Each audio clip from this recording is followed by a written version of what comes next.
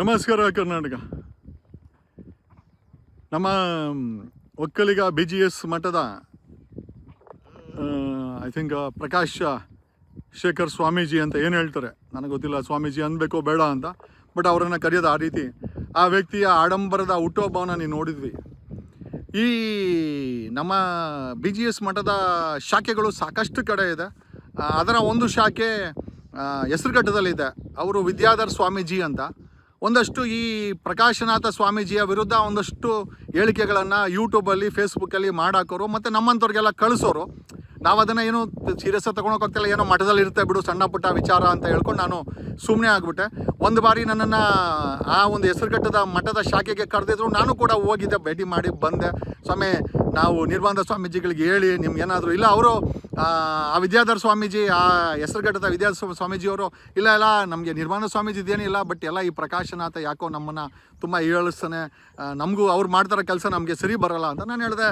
ದಯಮಾಡಿ ಪೀಠಾಧೀಶರಾದಂಥ ನಿರ್ಬಂಧ ಸ್ವಾಮೀಜಿಗಳು ಹೇಳ್ಬಿಟ್ಟು ಅಂತ ಬಂದುಬಿಟ್ಟೆ. ಆವಾಗ ಒಂದಷ್ಟು ವೀಡಿಯೋಗಳೆಲ್ಲ ಕಳಿಸೋರು.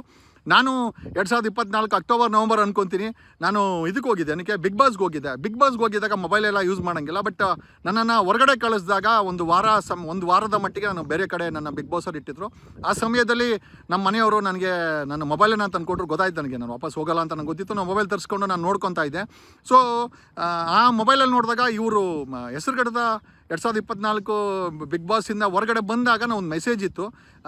ಜಗದೀಶ್ ಅವರೇ, ನಿಮ್ಮನ್ನು ಕೊಲೆ ಮಾಡಲು ಏನೋ ಒಂದು ದೊಡ್ಡವರು ಎಲ್ಲ ಸೇರಿಕೊಂಡು ಒಂದು ಸಂಚು ಮಾಡಿದ್ದಾರೆ, ಎಚ್ಚರಿಕೆಯಿಂದ ಇರಿ, ಅದು ಬಿಗ್ ಬಾಸಲ್ಲಿ ಊಟದಲ್ಲಿ ವಿಷ ಹಾಕ್ಬಿಟ್ಟು ನಿಮ್ಮನ್ನು ಕೊಲ್ಲಬೇಕು ಅಂತಾಯಿತು. ಸೊ ನನಗೆ ಯಾಕೋ ಸ್ವಲ್ಪ ಗಾಬರಿ ಆಯಿತು ಒಂದು ಮಟ್ಟಿಗೆ. ನಾನು ಇಮಿಡಿಯೇಟಾಗಿ ಏನು ಮಾಡಿದೆ, ಏನೋ ಅಲ್ಲಿ ಆ ಬಿಗ್ ಬಾಸ್ ಜುಡಿಕ್ಷನ್ನಲ್ಲಿರೋವಂಥ ಆ ಪೊಲೀಸ್ ಸ್ಟೇಷನ್ ಅವ್ರಿಗೆ ಇಮೇಲ್ ಅಡ್ರೆಸ್ ತೊಗೊಂಡು ಯಾರೋ ಒಬ್ಬ ಕಾಂಗ್ರೆಸ್ಸಲ್ಲಿ ರಾಜಕಾರಣಿಗೂ ಹೇಳಿದೆ, ಏನಪ್ಪ ಈ ಥರ ಆಗಿದೆ, ಏನೋ ನಾನೇನು ಸಾಯಿಸಬೇಕು ಅಂತವ್ರಂತೆ, ಏನಕ್ಕೆ ಏನೋ ಅಂತ ಗೊತ್ತಿಲ್ಲ. ಬಟ್ ಹೆಸರುಘಟ್ಟದ ವಿದ್ಯಾಧರ್ ಸ್ವಾಮೀಜಿ ಅವರು ನನಗೆ ವಾಟ್ಸಪ್ ಹಾಕಿದ್ದಾರೆ.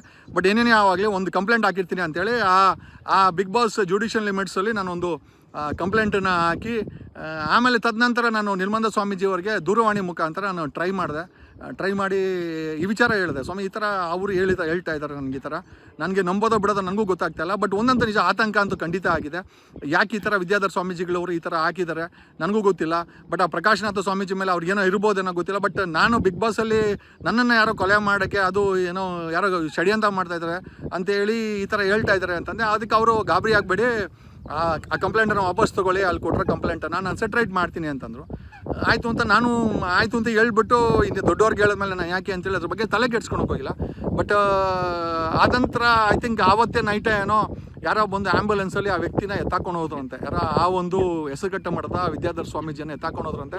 ಇಲ್ಲಿವರೆಗೂ ಹೆಚ್ಚು ಕಮ್ಮಿ ಒಂದು ಕಾಲ ವರ್ಷ ಆಗಿದೆ. ಆ ವ್ಯಕ್ತಿ ಎಲ್ಲಿದ್ದಾನೆ, ಹೇಗಿದ್ದಾನೆ, ಏನು ಮಾಡ್ತಾ ಇದ್ದಾನೆ, ಯಾರು ಅವನನ್ನು ನೋಡ್ಕೊತಾ ಇದ್ದಾರೆ ಅಥವಾ ಎಲ್ಲಿದ್ದಾನೆ ಯಾರಿಗೂ ಗೊತ್ತಿಲ್ಲ. ಬಟ್ ಒಂದಷ್ಟು ಮೆಸೇಜ್ಗಳು ನಾವು ಈ ವಿಡಿಯೋಗಳನ್ನು ಮಾಡಿದ್ಮೇಲೆ, ಈ ಮಠದಲ್ಲಿ ಪ್ರಕಾಶನಾಥ ಸ್ವಾಮೀಜಿ ಅವರ ಆಡಂಬರದ ಬಗ್ಗೆ ವಿಡಿಯೋಗಳನ್ನು ಮಾಡಿದ್ಮೇಲೆ ಅವರ ವಿಚಾರನೂ ಒಂದಷ್ಟು ಮೆಸೇಜ್ಗಳು ಬಂತು. ಅವರು ಬದುಕಿಲ್ಲ, ಎಲ್ಲೋ ಸತ್ತೋಗಿರ್ಬೋದು ಅಥವಾ ಸಾಯಿಸಿರ್ಬೋದು ಅನ್ನೋ ವಿಚಾರಗಳೆಲ್ಲ ಬಂತು. ಸೊ ನಮ್ಮ ಪ್ರಶ್ನೆ ಏನಪ್ಪ ಅಂತಂದರೆ, ನಾನು ಅವತ್ತು ನಿರ್ಬಂಧ ಸ್ವಾಮೀಜಿ ಅವ್ರಿಗೆ ಹೇಳ್ಬಿಟ್ಟು ಏನಾದರೂ ತಪ್ಪಿಪ್ ಮಾಡಿಬಿಟ್ನಾ, ಅದನ್ನು ವೆರಿಫೈ ಮಾಡಬೇಕಾಗಿತ್ತ ಅಥವಾ ಅದನ್ನು ತನಿಖೆ ಮಾಡಿಸ್ಬೇಕಾಗಿತ್ತಾ ಅಂತ ನನಗೆ ಈಗ ನನಗೆ ಒಂದು ರೀತಿ ಗಾಬರಿ ಆಯಿತು. ಅದಕ್ಕೋಸ್ಕರ ಮನೆಯ ನಿರ್ಬಂಧ ಸ್ವಾಮೀಜಿಗಳವ್ರಿಗೆ ಕಳಕಳಿಯ ಮನವಿ ಏನಿತ್ತು, ಸ್ವಾಮೀಜಿಯವರೇ, ಆ ವ್ಯಕ್ತಿ ಎಲ್ಲಿದ್ದಾನೆ, ವಿದ್ಯಾಧರ್ ಸ್ವಾಮೀಜಿಯವರು ಎಲ್ಲಿದ್ದಾರೆ, ಯಾಕೆ ಅಂತಂದರೆ ನನಗೆ ಮೆಸೇಜ್ ಹಾಕಿದ್ದು ನಿಜ, ನಾನು ನಿಮ್ಗೆ ಹೇಳಿದ್ದು ನಿಜ. ಬಟ್ ಆ ವ್ಯಕ್ತಿ ಕಳೆದ 1 ಕಾಲ ವರ್ಷದಿಂದ ಹೆಸರುಘಟ್ಟ ಮಠದಲ್ಲಿ ಕಾಣೆಯಾಗಿದ್ದಾರೆ ಅಂತ ಎಲ್ಲರೂ ಹೇಳ್ತಾ ಇದ್ದಾರೆ, ಕಣ್ಣಿಗೆ ಕಾಣ್ತಾ ಇಲ್ಲ ಅಂತ. ದಯಮಾಡಿ ಅವ್ರು ಎಲ್ಲಿದ್ದಾರೆ ಅಂತ ದಯಮಾಡಿ, ಅಥವಾ ನಿಮಗೆ ಗೊತ್ತಿದ್ರೇನೋ ಅಥವಾ ಪ್ರಕಾಶನಾಥ ಸ್ವಾಮೀಜಿಯವ್ರು ಗೊತ್ತಿದ್ರೇನೋ ದಯಮಾಡಿ ತಿಳಿಸಿ. ಯಾಕೆ ಅಂತಂದರೆ ಜೀವನ ಯಾಕಂದ್ರೆ ನನಗೆ ಅವರು ಹಾಕಿದ್ದು ಮೆಸೇಜು ಸರಿನೋ ತಪ್ಪೋ, ಸತ್ಯನೋ ಸುಳ್ಳೋ ಗೊತ್ತಿಲ್ಲ. ಬಟ್ ಎಲ್ಲೋ ಒಂದು ಕಡೆ ನನಗೆ ನನ್ನ ಒಳ್ಳೇದಕ್ಕೋಸ್ಕರ ಅವ್ರು ಹಾಕಿದಂಥ ಮೆಸೇಜು ತದನಂತರ ಆ ವ್ಯಕ್ತಿ ಕಾಣೆ ಆಗ್ಬಿಟ್ನಲ್ಲ ಅಂತ ನನಗೆ ಒಂದು ಗಿಲ್ಟಿ ಕಾಣ್ತಾ ಇದೆ. ಹಾಗಾಗಿ ಈ ವಿಡಿಯೋನ ಮಾಡಿ ಆಗ್ತಾ ಇದ್ದೀನಿ. ನನಗೆ ಗೊತ್ತಿಲ್ಲ ನಿರ್ಬಂಧ ಸ್ವಾಮೀಜಿಗಳೇ, ಕ್ಷಮೆ ಇರಲಿ. ಆವತ್ತೇ ರಾತ್ರಿ ನಾನು ನಿಮ್ಗೆ ತಿಳಿಸಿದ ರಾತ್ರಿಯೇ ಯಾರೋ ಬಂದು ಆ್ಯಂಬುಲೆನ್ಸಲ್ಲಿ ಅವನ್ನ ಎತ್ತಾಕೊಂಡೋದ್ರು ಅಂತ, ಆತನನ್ನು ಎತ್ತಾಕೊಂಡೋದ್ರು ಅಂತ ಆ ಸ್ವಾಮೀಜಿಯವ್ರನ್ನ, ವಿದ್ಯಾಧರ ಸ್ವಾಮೀಜಿನಂತ ಅಲ್ಲಿ ಸುತ್ತಮುತ್ತ ಹೇಳಿದ್ರು. ಇಲ್ಲಿವರೆಗೂ ಆ ವ್ಯಕ್ತಿ ಎಲ್ಲಿದ್ದಾರೆ ಅಂತ ಯಾರಿಗೂ ಗೊತ್ತಿಲ್ಲ. ನೀವೇನಾದರೂ ಅವ್ರನ್ನ ಅಥವಾ ಕರೆಸಿ ಏನಾದರೂ ಅಡ್ಮಿಟ್ ಮಾಡಿದ್ರೇನೋ ಅಥವಾ ಎಲ್ಲ ಇಟ್ಟಿದ್ರೇನೋ ದಯಮಾಡಿ ತಿಳಿಸಿ. ಯಾಕೆಂದರೆ ನನಗೆಲ್ಲೋ ಒಂದು ಕಡೆ ಗಿಲ್ಟಿ ಕಾಣ್ತಿದೆ ಅಂತ ಈ ಮೂಲಕ ಹೇಳ್ತಾ, ನಾನು ನಿಮ್ಮ advocate Jagadish from true life news channel, ನಿಮ್ಮಿಂದ ನಿಮಗೋಸ್ಕರ ನಿಮಗಾಗಿ ಬಟ್ ಒಂದಂತೂ ನಿಜ, ನನ್ನ ಸಮ್ವೇರ್ ಐ ಫೀಲ್ ಆ ವ್ಯಕ್ತಿ ನನಗೆ ಸಹಾಯ ಮಾಡೋಕ್ಕೋಗಿ ತೊಂದರೆ ಸಿಕ್ಕಾಕೊಂಬಿಟ್ನ ಅಂತ ಒಂದು ನನಗೆ ಗಿಲ್ಟಿ ಇದೆ. ಅದಕ್ಕೋಸ್ಕರ ಈ ವಿಡಿಯೋನ ಮಾಡಾಕ್ತಾ ಇದ್ದೀನಿ. ನಾನು ಕೊಟ್ಟಿರೋಂಥ ಕಂಪ್ಲೇಂಟು ಮತ್ತು ಆಗ ಕಳಿಸಿರೋ ಅಂಥ ವಾಟ್ಸಪ್ ಸ್ಕ್ರೀನ್ಶಾಟ್ ಸಹ ಪೊಲೀಸರು ಕೊಟ್ಟಿದ್ದೀನಿ.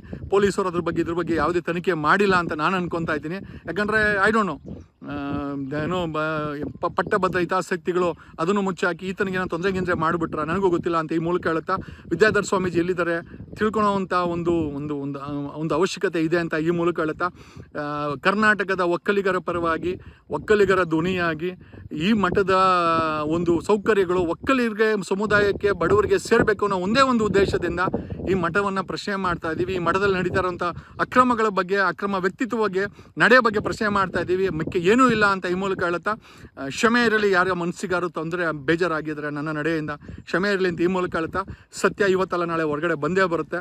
ಅದು ಸತ್ಯ ಬೆಂಕಿ ಇದ್ದಂಗೆ, ಯಾರು ನಿಲ್ಸೋಕ್ಕಾಗಲ್ಲ ಅಂತ ಹೇಳುತ್ತಾ, ನಾನು ನಿಮ್ಮ advocate Jagadish from true life news channel.